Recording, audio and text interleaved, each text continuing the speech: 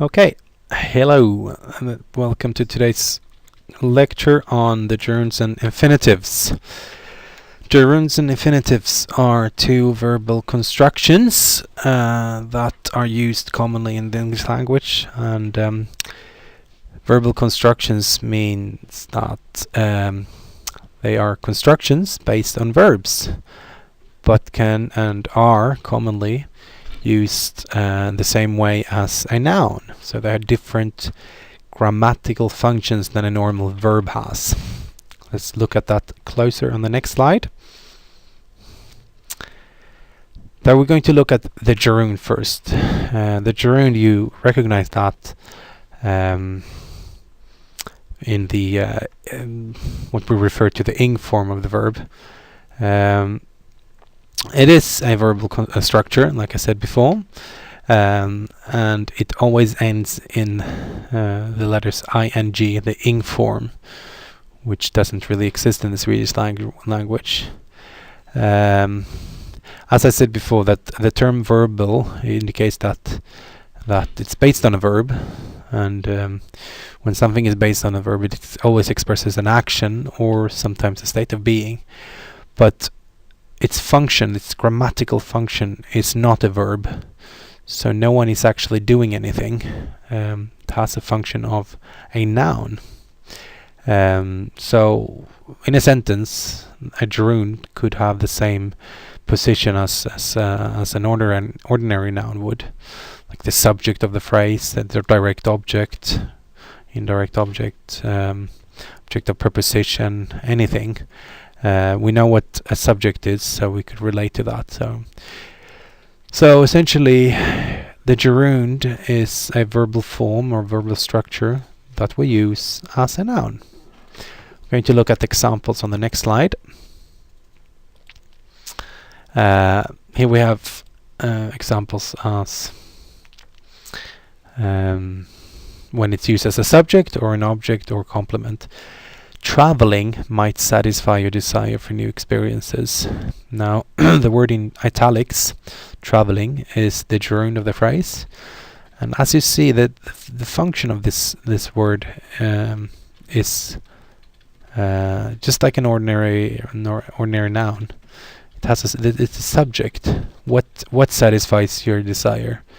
The traveling. And note that you can always insert the definite article the in front of these words. So the traveling. You wouldn't be able to do that if you have a normal verbal construction like he travels. You can't say he the travels. It doesn't work. But using it as a gerund, suddenly it becomes just like a normal noun. So the traveling satisfies. Now you don't use the in front of this in this context, but you could. Eating helps me stay alive, but I think sleeping is the best way. So what helps me stay alive? Eating. So eating, once again, you have a subject. The verb to eat, rendering it to a gerund, eating, it becomes the subject of the phrase. So just like a noun. Instead of eating, it could be nutrition, and then you have a noun. But eating is a verbal construction, gerund. And the same with the other word in italics, sleeping. I think. What do you think? Sleeping. So here you have an object. It's actually sleeping is the best way. But once again, the gerund is used as a noun. Has the same function. I think beds are the best way. That would be a noun. Now you have sleeping is the best way. So instead of using it as a normal verb, to sleep, or he sleeps, she sleeps, etc., you use it as a noun. The actual sleeping is the best way.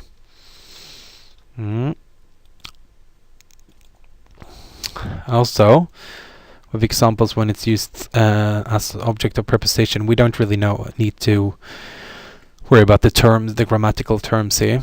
But to give you another example, the police arrested him for speeding. So instead of saying the police arrested him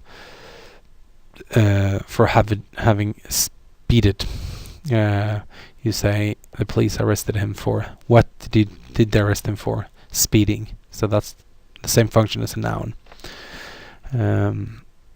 We thought about going away this year. So we thought about. What did you think about going away this year? So going turns into the verbal construction gerund. So essentially, gerund is a verbal construction used as a noun. And it's valuable to know that certain verbs are always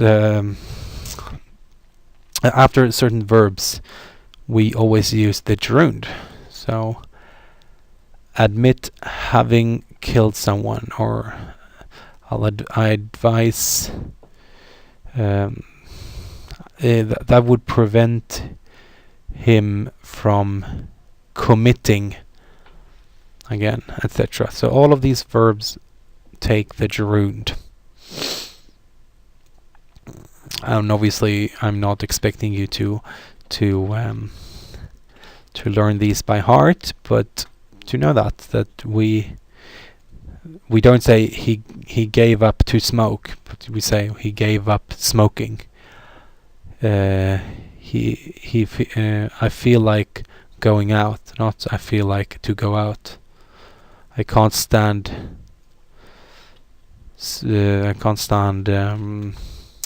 eating this pizza. You would never say I can't stand to eat this pizza. Okay, moving on. The infinitives. So the infinitives are that's another verbal structure used as a noun. And just like the gerund, it is a verbal structure, so it's based on a verb, which indicates that something is happening. There's an action. But instead of the ing form, the infinitive is a verbal structure that basically consists of the word to followed by the verb. And usually we call it in the simplest stem form, to eat, for example. It does function as a noun. It could also function as an adjective or even an adverb. And like I mentioned before, the term verbal indicates that an infinitive form, it's based on a verb and it's expressing an action or sometimes a state of being. Like the gerund, we see the function as a subject, a direct object, a subject, complement, or in this case also an adjective or an adverb in a sentence. So either a noun, it can function as a noun, an adjective, or an adverb. Going to look closer into that. To wait seemed foolish when decisive action was required. So to wait here, it's what seemed foolish? To wait. So then it becomes the subject. So it functions as a noun here. It is obviously it's not a noun, but the grammatical function is similar to a noun in the sense that it works to be seen as a subject here in the phrase. Everyone wanted to go. Everyone wanted. What did they want? To go. So once again, you have the same grammatical status as a noun in the sense that the function is an object, in this case a direct object. I think I have more here. His ambition is to fly. So his ambition is what? To fly. Also a function of a noun. He lacked the strength to resist. So what kind of strength was it? He lacked great strength, but he lacked the strength to resist here. So it's the verbal structure infinitive, but works as an adjective. You could cross to resist and have instead of that he lacked the great strength. We must study to learn. So instead of saying to learn, we could say we must study diligently. Then you have the function as a verb. So that's why to learn, even though it's a verb, it functions as an adverb. The same as To resist is obviously the verbal structure infinitive, but works as an adjective. And note that these verbs here always take the infinitive form. So I'm going to attempt to study. I'll help him to figure it out, not help him figuring it out. He hesitated to go home. I hope to see you, not I hope seeing you. He managed to figure it out. I refused to see him, not I refused seeing him. They are preparing to travel, not they're preparing traveling. I think we also have another slide here at the end. After the following nouns as well, yep. So the ability to do something, the attempt to do something. I have the capacity to do something. He has a chance to do something. Once again, I'm not expecting you to learn these by heart, but it's nice to know that these words always take the infinitive, just like with the verbs I showed you in the previous slide. They always take the infinitive, never the gerund.